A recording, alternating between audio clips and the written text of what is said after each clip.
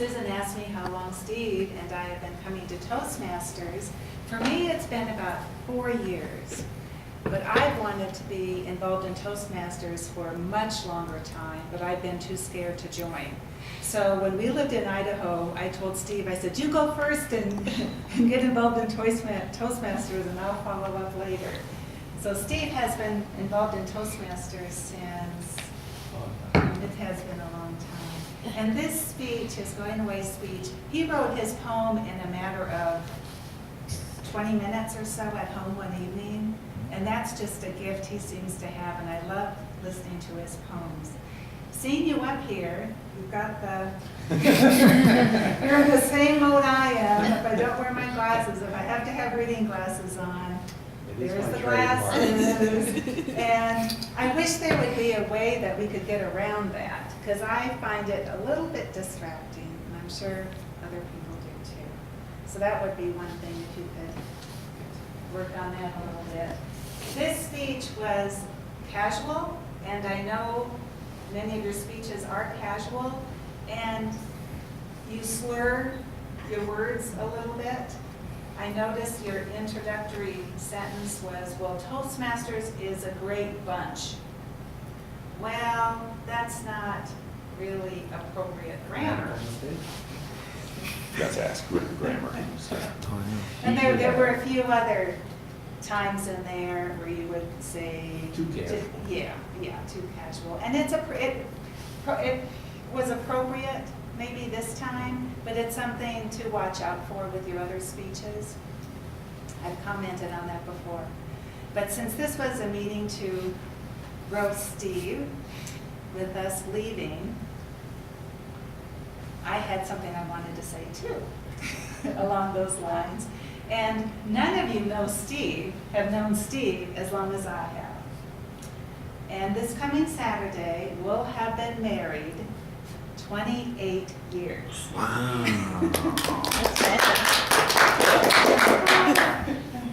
And for Steve to have me as his wife for 28 years, this is a man who has to have a sense of humor. And I'm going to share with you a couple of stories that have happened to us through the years. And one story goes back to when we lived in Arkansas. We had just moved to Arkansas, and we lived in a motel. We were staying in a motel until we could move into our house. And to pass the time, we would go to the YMCA, and both Steve and I enjoy swimming. And I love to swim laps. So one evening we went swimming. And I'm allergic to chlorine in pool water. So when I go swimming, I look quite the sight. I had on a swim cap that was just stretched over my head, as tight as it could be. My hair at that time was about down to my waist, so I had it coiled up on the top of my head. And I had this swim cap just stretched down over my hair, on my head, and I looked like a cone head. And I had earplugs in my ears, and the plugs stuck out about this far, because they're the only kind I could find at the time. And I had nose plugs on, heavy-duty nose plugs, and I had goggles.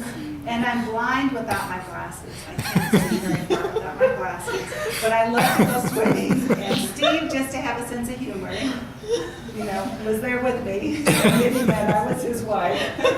And I was swimming laps, and I saw Steve at the end of the pool, and I swam up towards him, and I go, honey, are you ready to go back to the motel? And it was not Steve. I looked closely, and I just got closer to this man, and I saw his mouth, he was hanging down. And here was this lady with his big ponytail making him this offer to go to the motel. And then Steve heard me, and he came over to me and rescued me. And I was so embarrassed, I didn't know if I should go into great detail to explain to this strange man why I said what I did, but I didn't. But Steve had a sense of humor about that episode. And another story I have to share with you is Steve and I both made an appointment to see the dentist at the same time. I went in first to the dentist office, and I was so adamant before I went to the dentist that I wanted to make sure that I did not have x-rays. I just had something about having x-rays. I had so many x-rays recently that I just did not want to have another x-ray. And so when I went into the dentist office, the first thing they want to do, of course, is to do x-rays. And I said, no, I don't want to have x-rays. And by this time, I already had, they were putting stuff in my mouth for them to look at my teeth. And the lady working on me, she said, well, oh, you must be pregnant.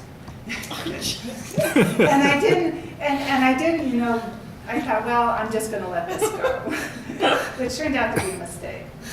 And so she finished working on me, and she said, oh, you know, well, congratulations. I'm happy for you and excited. And when she said that, when I was done, I thought, well, I'm not worried. It's not worth explaining at this point. So I go out in the lobby, and I'm looking for Steve to sort of give him heads up. And he's already in the next room. And I'm in the lobby, and I hear the dentist go into work on Steve, and the dentist goes in and says, oh, congratulations. and I hear Steve go, huh? And the dentist says, congratulations, I hear you're expecting a baby. And Steve and I hadn't been married very long. And that was not in the cards. So when Steve came out, he looked rather pale. And when we got in the car, he didn't have anything to say. We got in the car and he goes, you know, I think we need to have a talk. So for those two stories, yes, he does have to have a sense of humor. And I'd be willing to go with you another 28 years. But for the advice as to why a marriage has lasted so long, I would recommend that you do not take your wife to the swimming pool if she doesn't see very well.